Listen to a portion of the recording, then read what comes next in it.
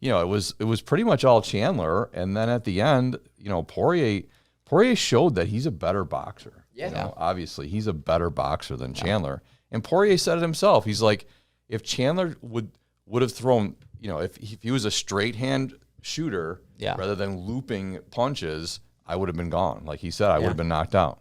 It would have been done. And makes you think though, are we going to see Chandler start training some straight hand fucking punches? I was going to say, but that's how at the end of the round, that's how Poirier pieced up Chandler. It was like straight hands right down the middle that were right on target. Yeah, I mean? And that just shows like the other thing too is he was impressive. Like the guard, like you obviously can come around and catch somebody on the side, but if you just like keep piecing that up and with the straight punches, they're gonna come through, and this is gonna disorient and hurt you a lot more than this. Yeah. This is so much tougher. Well, it comes quicker too. If you're just coming like this, you telegraph it. If you're coming around, you know what I mean? Like, and it's accuracy. I mean, Poirier was just he was on target. I mean, at the end of the round, he must have hit him 10 times in the face. Yeah, I agree.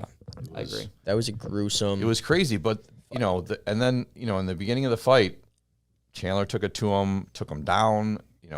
Was rolling, had him in snotting on his face and shit. Yeah. But second, I mean, that was the thing. So Chandler gets like completely busted up at the end of the first round. Yep. Then comes back in the second round and dominates him on the ground, like takes him down and leaves him there and bleeds all over him. Oh yeah, and, it was. I mean, the amount. I call him a dirty motherfucker for putting his fingers in my mouth too. Yeah, right. He's like, so my hands might have entered his mouth. Yeah. Intentional, no. Thanks for not biting. Yeah. He actually talked about that. He was like, I don't know, his hand. It's like he said whatever. Of course, he's going to make an excuse and act like it wasn't on purpose, and maybe it was, maybe it wasn't. But I mean, he had a legitimate point. He's like, there was so much blood and so much. Everybody, we were both sweaty, and it's like we were just. You're just whatever, stuff's going everywhere. Yeah, there's that little clip of that blood that kind of like it's like a clot breaks in his nose and it just pours right onto Dustin's mouth. Yeah, and it's just one of those things where I think that Dustin was good about in the like post-fight presser and everything, talking about, he was like, that's fighting. He's like, that happens. He's like, that you can't control. Like he was trying to breathe, but he's like, the finger in the mouth pissed him off a little bit, I think. But I don't know, maybe Dustin just got like rusty fish hooked in the locker room a couple times, brought back a couple bad memories, because then he wins the fight. Right, there you go. Piss him off. Yeah, that was the thing. It was like, it was just funny to hear it afterwards, hear them talk about it. But I mean, it was, you could have legitimately made the point that Chandler was up 2-0 going into the third. For sure. Yeah. I mean, he got, like I said, if you watch the first round again, besides the last, and it was literally the last 30 seconds that Poirier came in. But look, all credit to Poirier. I mean, you fight a guy like this and you come back and submit him in the third round.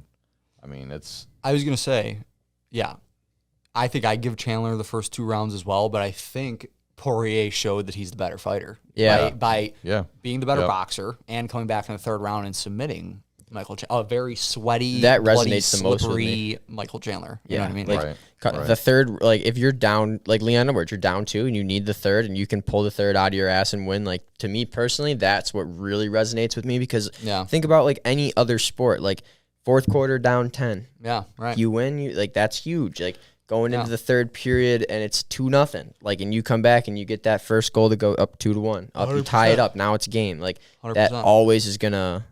You have less time. You have to do more in less time. It's just harder. Well, and that's the thing for Poirier too. Maybe that was his game plan. Maybe it's like he knew Chandler's gonna come out crazy like usual. Maybe burn himself out, and it doesn't look like maybe Chandler has less energy, but by the third, less energy, and inadvertently, I mean, that's just what happens. And if Poirier knew in his head, if I can get to the third, and he's a little more tired than I am, then I can win the fight or whatever. But did you see the ice mask is back? Chandler does like post-fight ice mask talks with his kids and stuff, and he has like a funny voice when he's doing it. And I was wondering, I was like, I don't see a lot of fighters. This is just like a cool little tidbit.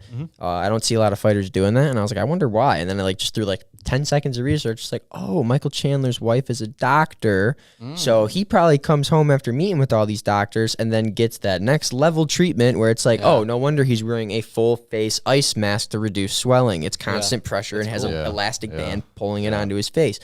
It's like that's got to be such an advantage, like for during camps, even like when you go home and like most people like turn that switch off. It's like he's still recouping and recovering because he has a doctor 24 hours a day around him, which is cool. His wife. I saw a funny video.